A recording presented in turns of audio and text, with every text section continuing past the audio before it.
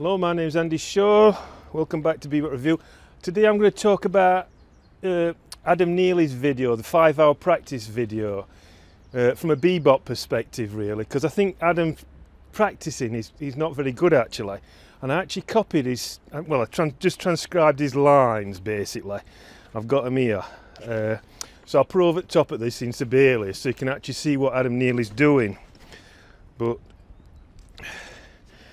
I would disagree with some of the stuff he does. First of all, what he does is when he starts practicing, I know he criticised himself in another video after, but he practices 5 hours non-stop without a break, which isn't very good really. I know he talks to the camera and explains what he's going to do, but it's not very good. You really want to be, when you want to be practicing, you want to be taking like every hour about 20 minutes break really, especially if you're learning to do what he's doing there, all those major scales.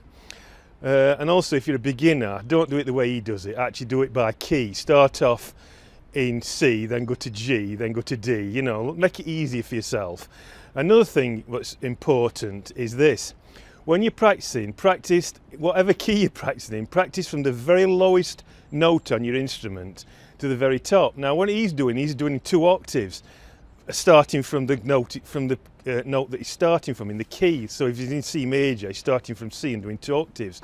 Well, on alto saxophone, which I play, when you get to G, you can't play 2 octaves unless you go into the harmonic range. So it don't make sense. So you want to be talking, you want to be playing from the very lowest note right to the very top note, okay?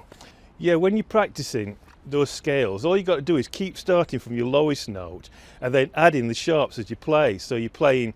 So on my instrument, the lowest note's B flat, but if I'm playing in C major, I'll be playing from B, so I'll be going B. Then if I played a G major scale, I'll be playing from B, but then I'd add an F sharp. Now, on any instrument you play, there's a speed range. On alto saxophone, it's from bottom D to top D. But Adam Neely's always playing these 2 octaves from a scale note, which I don't think is a very good way of doing it. He plays scales and he's just playing straight runs instead of running up and down. I'd be doing lines running up and down in thirds and stuff. I'll show you things I'd be doing. But the main problem is with Adam Neely is when he runs into thirds, major thirds, to me he's just playing it wrong from a jazz perspective, and he's a jazz musician. Right, if you look at the lines that he does, the first line he shows you in thirds, I've got it written down here. He runs C, E, and then D, F, E, G, F, A, like that, right? Now what's happening is, in jazz, that line where you're going C to E to D, that is emphasising a changing tone in jazz, right, or whatever, because changing tones are really, really important in bebop. They're the most important thing, right? I've got a squirrel here. So changing tone is really important. Now in jazz, you don't want to be starting a changing tone from the bottom. So he's going C, E, D, F, E. So the changing tone is C, E, D. And the first note is at the bottom instead of the top. It just doesn't make any sense. It needs to be at the top end. So you kind of like coming from E to C to D, if you know what I mean. The other way around. And that's how it would be played in jazz. Now, he's played what's really a classical changing tone there in that line, and it wants to be like the other way around. I'll actually put over the top how it should be, okay? The second line he does in thirds is, he does a line that goes B, D, C, he goes B, D, A, C, G, B, F, A, like that, descending like that. And again, the changing tone he's making is like, it's off the beat. I mean, it's okay if you want to do that, but the changing tone that he's playing is like D to B to C. Oh, sorry, he's not even playing a changing tone at first. He's playing, right, so the line he's playing going down is B, D, A first of all, and then C, G, B, F, A. There's no changing tone there, so it's a line that's just a line. In thirds, it's kind of like, to me, it's kind of like destroying a practice schedule in thirds. You really want to be working so that you're looking at changing tones and voice leading lines.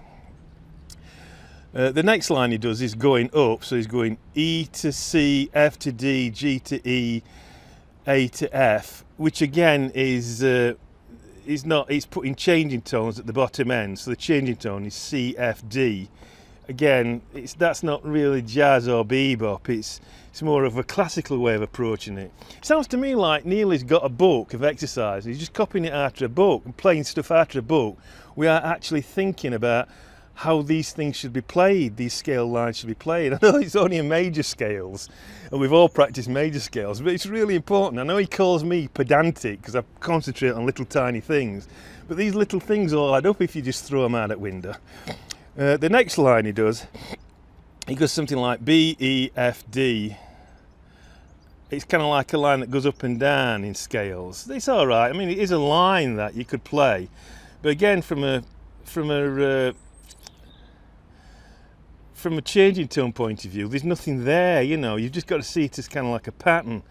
We really want to be playing more thirds, I think. And then the last one he does is that same thing the opposite way around. So he's going E, C, D, which is a changing tone, and it's hitting on the beat. But he goes up, it goes from that D up to F, which is taking the voice leading higher. Whereas in jazz, and especially bebop, you want voice leading to descend, not to go up. So it don't make any sense to me, that. So that's basically it. I don't want to say anymore because I actually don't want to teach you lot all about this. You should be thinking about it yourself, okay? So that's a very short video on Adam Neely's practice session. I'm not really bothered about the fourths and the fifths and stuff like that. It's the thirds that are the most important, the way you do thirds, okay?